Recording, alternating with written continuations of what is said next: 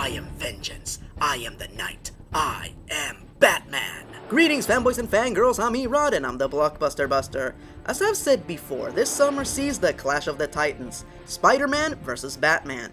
The two biggest comic book draws will go head to head at the box office on the same month. Who will win? Only box office sales will tell. Today I'm looking at the two previous Batman films directed by Christopher Nolan. I don't really count these among my favorite movies as I'm more of a fan of the animated series and the animated movies, so I don't really have favorite characters, scenes, or lines for these. But please, don't misunderstand me. I still think they're great movies, and I'm proud to own the respective DVDs, and I do watch them frequently. I just feel like I would enjoy them more if they were a little bit more like the Arkham video games, where I feel they struck a good balance of comic book whimsy and gothic noir. But that's just me. For now, I offer you my concise opinion on the two films that resurrected the movie franchise. Let's begin at the beginning. Batman Begins. Everyone who tells me that they hate this movie, from the movie buffs to the casual viewers, say the same thing. That this movie plays like two films that were mashed together. An epic revenge story and a silly superhero adventure. And I have to agree. The movie does feel fragmented. The first half, which sees Bruce Wayne experience the tragedy of his parents' deaths and travel the world to train and become a crime fighter, is a very strong, very solid first half. Once he turns into Batman, the tone shifts slightly and the movie just doesn't seem quite as strong. With that said, this doesn't bother me that much. The halves are good in spite of the mismatch, and in a lot of ways it reminds me of From Dusk Till Dawn, how it starts off being a getaway movie and then it ends as a horror movie. A lot of people claim that they wasted the character of Jonathan Crane, and that right when he becomes the Scarecrow he is defeated. Wait, he's defeated right when he becomes the Scarecrow? So what you're saying is that this, and this didn't count? To me, Cillian Murphy was the Scarecrow all the way through the movie, and he did a fantastic job.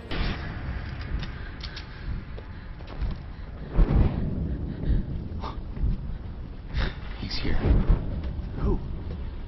The Batman. What I will agree with is that the way he was defeated was bullshit. He should have at least had one last confrontation with Batman before his defeat. This was a big-ass cop-out. Now, I know what I'm about to say has been said a billion times, but I'm gonna say it anyway. I hate how Christian Bale does Batman's voice. Swear to me! You don't sound like the Dark Knight. You sound like someone pretending to be Batman. Could somebody please tell Bale to quit it?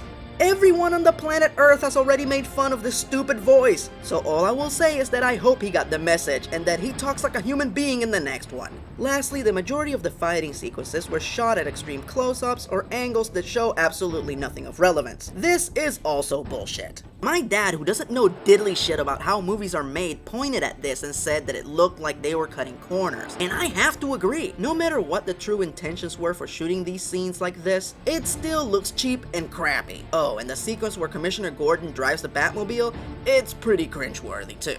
But in the end, a great story with great performances and a great epic backdrop stopped this one from meeting up with the business end of my hammer. I give it a 7.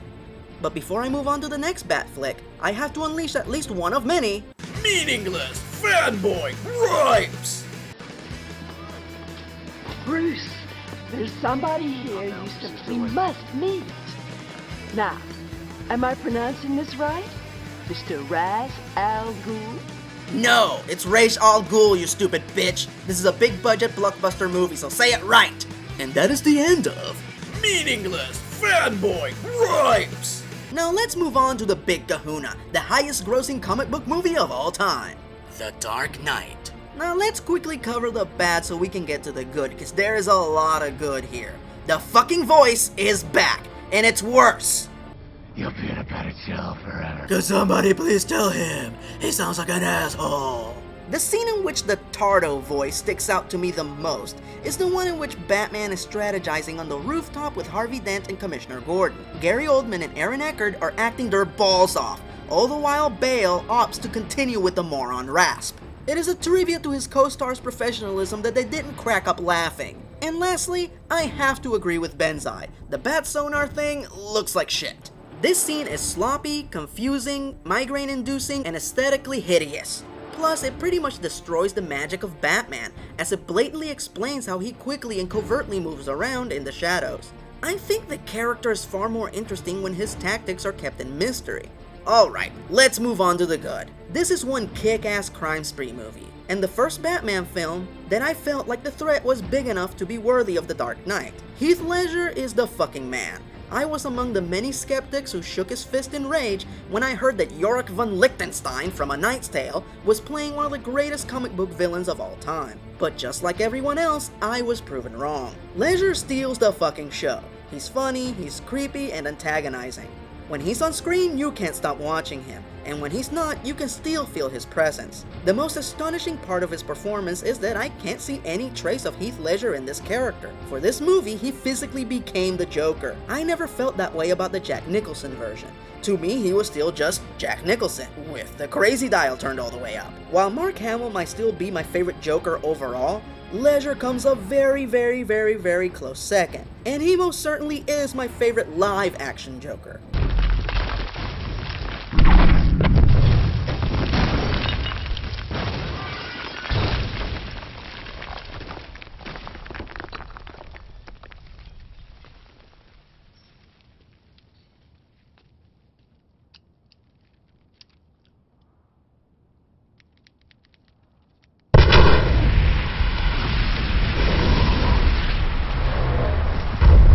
Some folks like to complain that, like the Scarecrow in the last movie, that in this movie they wasted Two-Face, to which I emphatically disagree. While the previous film was about revenge and overcoming your fears, this movie was about cause and effect. Batman's tough crusade against crime results in the creation of the Joker and more elaborate crime sprees, all the while the Joker's on a mission to prove that anyone can be corrupted. The ultimate result of which is the transformation of Harvey Dent into the demented killer known as Two-Face. Some of you are curious as to my feelings of them recasting Rachel Dawes from Katie Holmes to Maggie Gyllenhaal, and frankly, I just didn't care about this character to begin with. She just felt like a forced romantic interest. And while I was shocked when she dies, I wasn't exactly torn up about it. Anyway, in conclusion, I don't believe that The Dark Knight is the greatest comic book movie ever made, but I still feel it does deserve the accolades and the attention that it gets. So 10 points on the Badassitude meter! If you get a chance, take a bat break and check it out. And once again, I am not excited about The Dark Knight Rises, but yes, I will go see it. I still think that Anne Hathaway looks way too young to be playing Catwoman, but I said the same thing about Heath Ledger and the rest is history. So I'm just gonna give Christopher Nolan the benefit of the doubt. Respect the Knight, but fear the Batman.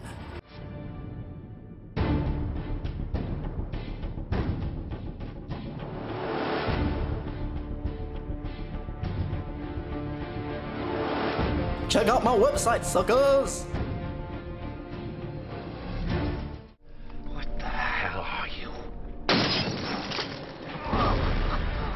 I'm Batman.